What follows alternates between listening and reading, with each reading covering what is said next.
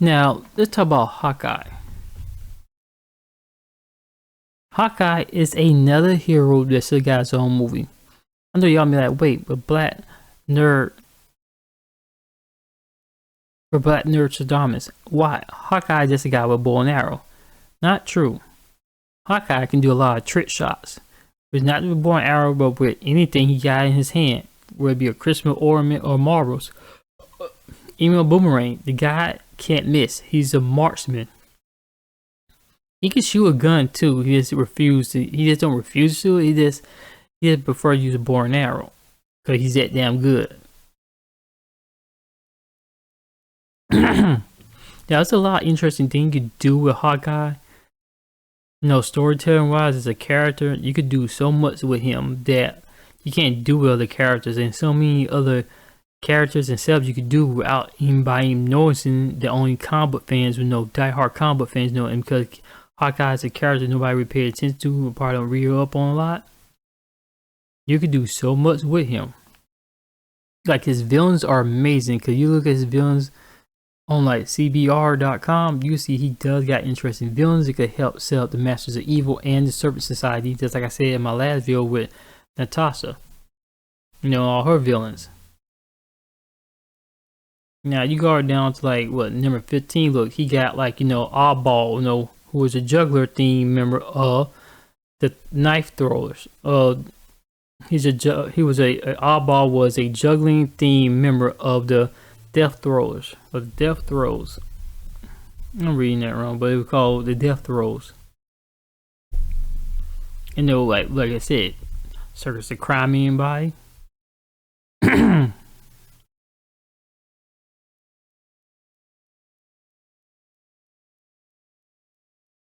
Come on, man, the guy throws, like he could throw all type of balls. It could be gas balls, it could be exploding balls with knockout gas, or anything in there, no telling what it might be. Then you have another character named, Bombshell. She juggled explosives and frequently work alongside somebody named Crossfire. So she could be like a mutant in there, but they can't use the term mutant, but they use the term metahuman. So you could use that, slowly introducing mutants into the MCU through her. That would have been smart. Here you got Circus of Crime. And Circus of Crime, since he's a juggler, he throws up like he juggles like in a circus, and she got explosive, powers.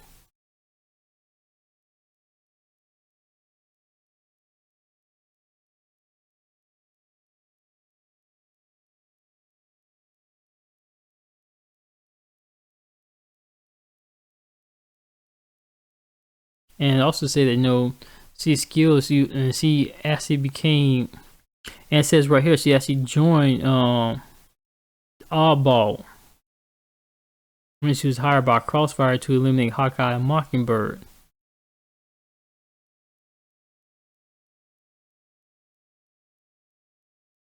And it seemed like she worked with the Death Throws, Oddball, his brother, the Ringleader, and Knick-Knack, Crossfire. So right there, you just built up so much right there. And look, there goes Circus of Crime. And that right there is the Ringmaster, also known as the Ringleader.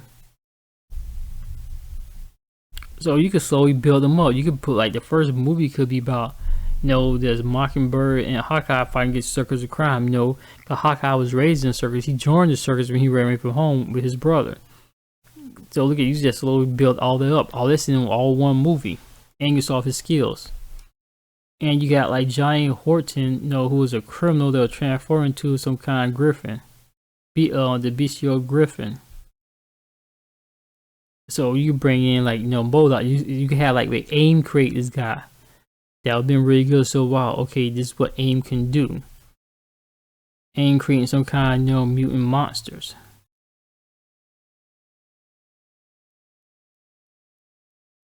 You can put this in the second one. That would have been really good.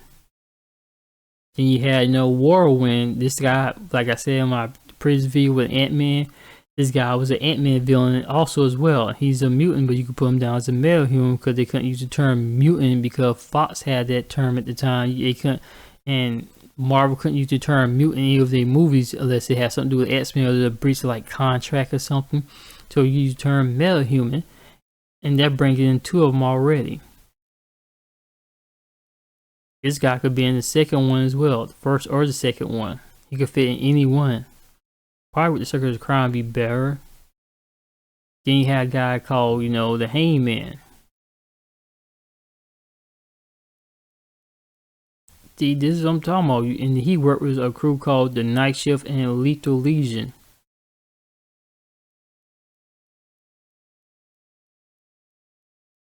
This could be like in the second one because Circus of Crime close to like Hawkeye origin story. You could put that in the first one, his origin story, may say, but Circus of Crime seems like it'd be better fit for the first Hawkeye movie, and then all this is in between, like this guy right here, the Hangman, Night Shift, and Lethal Legion, could easily be in a second film while introducing AIM in there.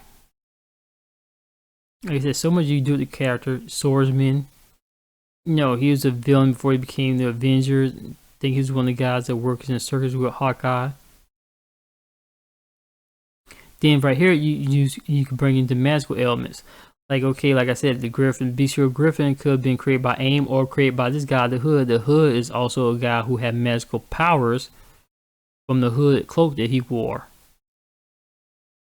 You could easily associate he created the Bestial Griffin through magic rather than AIM through science, and that would slowly introduce magic into the MCU. And so with Doctor Strange's word, you could easily have Doctor Strange team up with Hawkeye in his own film. That would have been good. Got Mal Mask, who became an enemy of Kate Bishop when she moved to LA. Well, that's the title of it, but you could also put this in there some kind of way.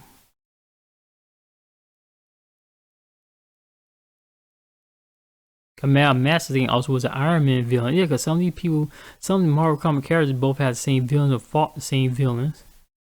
Okay, this is a guy, Crossfire, who is a marksman with cybernetic implants who organize the death throes. See, look at that. Circle Crime death throes, all part of the same movie, different movie. And then you got Mal Mask, who probably could hire the death throes.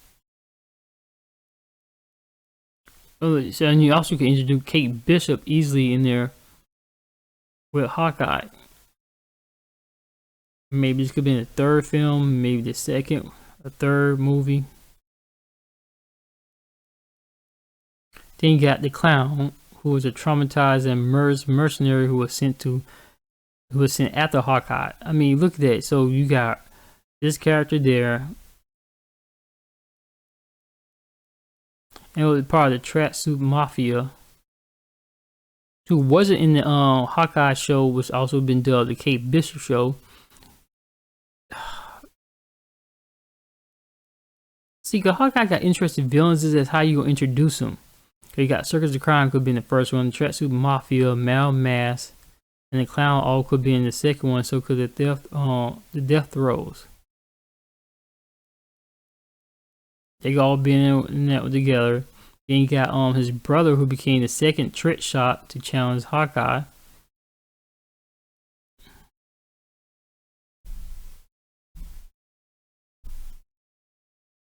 Then you got Baron Zemo.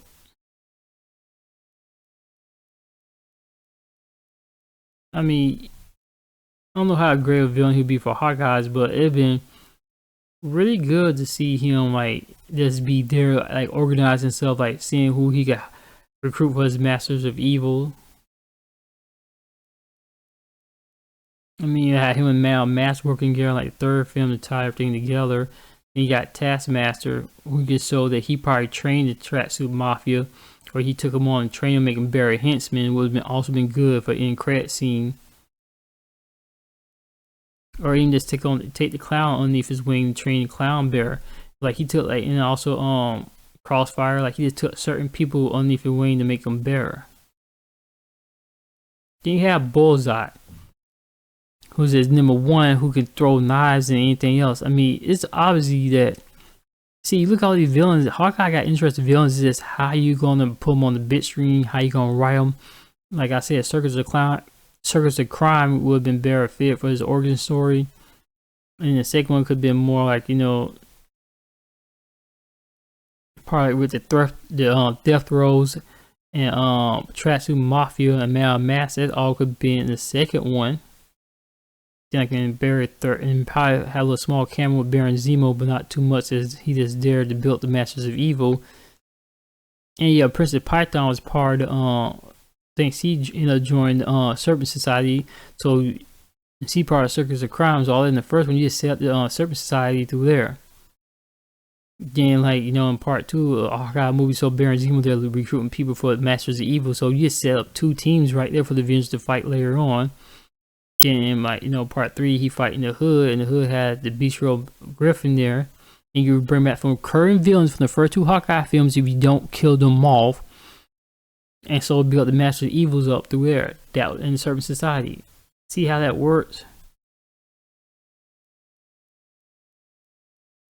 Yeah, he got some very interesting villains.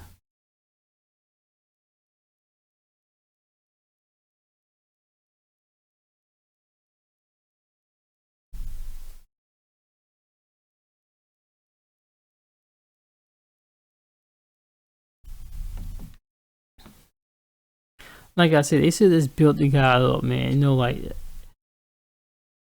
cause I'm talking about the core Avengers in the cinematic universe, in the Marvel Cinematic Universe.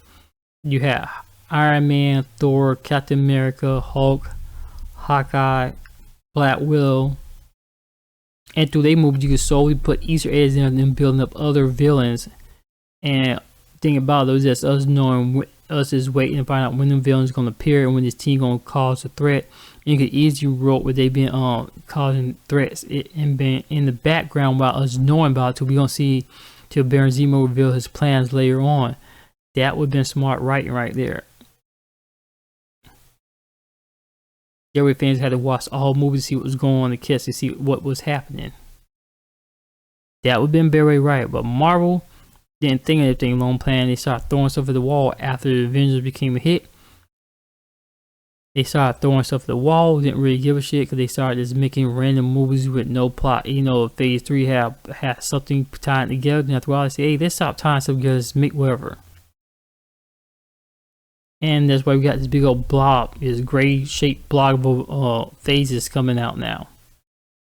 But that's all I got. Save this video. You can comment, like, subscribe to the channel for more.